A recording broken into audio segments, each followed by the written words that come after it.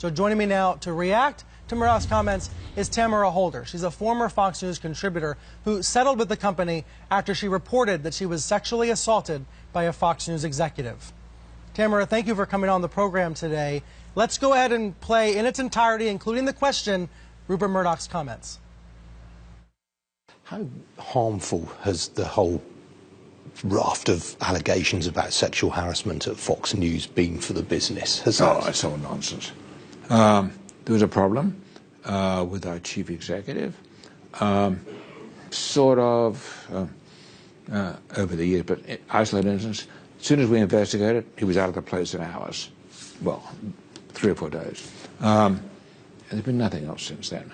Now, of course, but that was largely political because we're conservative. Now, of course, all the Liberals are going down the drain. NBC's in deep trouble, CBS, their stars. You know, I think it's a very interesting subject we can go into at length, but I mean, there are really bad cases that people should be moved aside. And there are other things. But did it which probably amount to a bit of flirting, you know? Tamara, your reaction? Well, thank you for having me here, and I also want to thank Yashar Ali for his story where he got all of many of us to speak out. I want to be very clear here. I would not have been able to be sitting here to say what I'm about to say if it wasn't for Mr. Murdoch and what he said, because my settlement, in exchange for money, I had to agree to be quiet, except if I was disparaged or maligned. And because Mr. Murdoch said what he said, that 60 seconds has allowed me to speak out. So what I would like to do, this is not fake news, I want to go through the fake facts that Mr. Murdoch spouted out in that 60 minutes. The first to start, he says it was Tamara, all nonsense. Yeah, and then I heard him say that within 3 or 4 days they fired Roger Ailes. That's not true. It took at least 2 weeks. Well, right. I mean, but let's just start with it. I'll make this really fast. He said it was all nonsense. We got time. Okay. Yeah. He ruined Fox News, ruined people's lives. He ruined my life. I don't have a job in TV anymore because the place that he has secured down, like Fort Knox, allowed abusive predators to prey on women who just wanted to work. That is not nonsense. This is people's lives. He said it wasn't just Roger. Well, we don't need to name names. We all know that it wasn't just Roger. He said nothing more since then. That's a lie. We also know that Bill O'Reilly paid $30+ million to somebody, and then, of course, they rehired him after that. Largely political. I want to say something. I gave up my law practice to go to Fox News in New York, to work for Fox News as a Democrat, to be a sports commentator, a legal commentator, all of those things. I wasn't planted by Hillary Clinton or Nancy Pelosi. None of us were. We just wanted to work. And when we came out and spoke out, this had nothing to do with politics. This had to do with something that Mr. Murdoch knows every day, and that's called rights. He has rights. He's not worried about anything. He has all the money in the world. He's cool. He has billions. We just wanted to work. That's all we've ever wanted to do was work. And it has nothing to do with politics. He says that there were cases that amounted to flirting. Let me be clear. I had a man pull out his penis in his office and shove my head on it. That was not flirting. That was criminal. That was not sexual harassment. There are no, gray areas, whatever Matt Damon recently said. This is criminal. And I'm not the only case. There are just women who can't speak out. I want to talk about investor sentiment because really this was a conversation about investor sentiment. Either Mr. Murdoch is a liar or he's delusional and old and needs to get out. So if you're an investor, you need to decide, do you want your money with a man who has continued to lie to you for the past 20 years? Your money, hundreds of millions of dollars of your money has gone to settling cases with women over and over and over again. And we've been told that we have to shut up. And that's what we've done. There's just been a little bit here and there, but we can't speak out. And then he blames American lawyers. Well, as a member of the bar, there are plenty of American lawyer jokes. I get it. But let me tell you something. American lawyers don't want to be doing this kind of work. We want to be doing other things besides protecting women in the workplace, which is something that should just be a natural thing. And the last thing I want to say is that I don't want to be here talking about this. I want to be on TV talking about the things that, but we don't want, we want to talk about what we were paid to talk about on TV. That's politics. For me, it was law. I had a sports show. But I'm stuck here talking about this because there are people like Rupert Murdoch who continue to deny that we were abused, that we were just, our careers were destroyed and our lives were destroyed.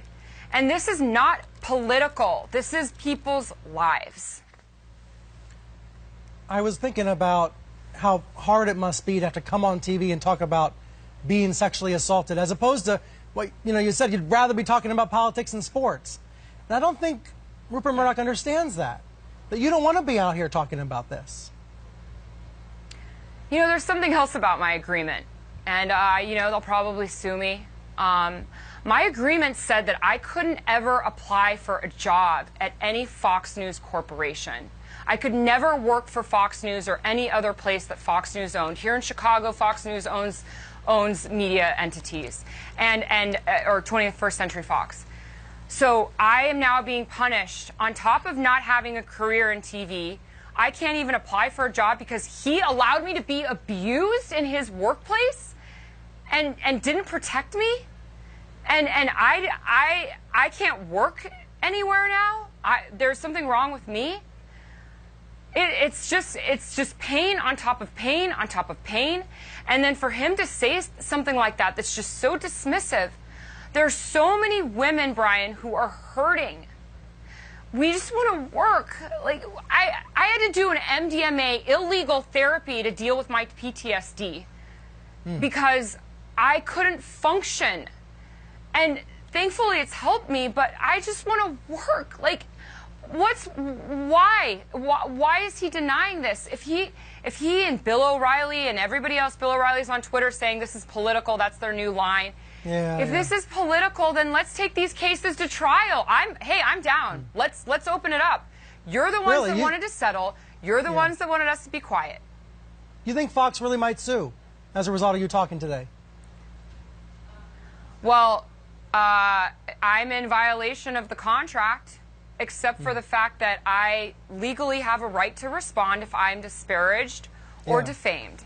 And what Mr. Murdoch said, in my opinion, as a lawyer, not as a victim or a survivor, as a lawyer, is that this gives me a legal right to respond. And I'm responding not for myself, but on behalf of every woman in America who's been abused. And I'm so sorry to hear about the details of it. I've read about what happened to you in that office, but to hear you have to talk about it, I know how difficult it is. And I also know it's difficult to see Fox try to clean this up, right? Did you see Fox's statement they put out over the weekend? We can put part of it on screen, I think. Yeah. Fox came out and tried to do damage control and said under Rupert's leadership at Fox and with his total support, the company got rid of Roger Ailes, compensated numerous women who were mistreated, trained virtually all of its employees, exited Bill O'Reilly, its biggest star, and hired a new head of HR. By his actions, Rupert has made it abundantly clear that he understands there were real problems at Fox News. So that's what the company statement said, but that's not what he said out loud in the interview. There's a real difference. There's a real difference. And remember, one of the other things that he did was he got rid of all of the women who were abused as well. And we're still without jobs, and we're perfectly capable. You don't have to like my opinion. A lot of people may not like what I have to say, or they may not like how I look on TV. I get it. But Roger Ailes was good at one thing, and that was finding talent and finding people who were good at their jobs, regardless of the other stuff. And Fox News paid me time and time and re-signed me over and over again, uprooted me from my law practice to New York, and suddenly when I speak out that I was abused, they don't want me anymore. And not only do they not want me anymore, I can't ever work anywhere again. So I would just, as a plea to other networks out there, I'm not making a plea for myself. I'll be okay, but hire one of us. It's nice that we're on to talk about this, but you have all of this talent sitting at home, dying inside. Like, we just want to work. Bring us back. Allow us to do what we did before we were abused. Tamara, thank you so much again for coming on the program, for sharing this.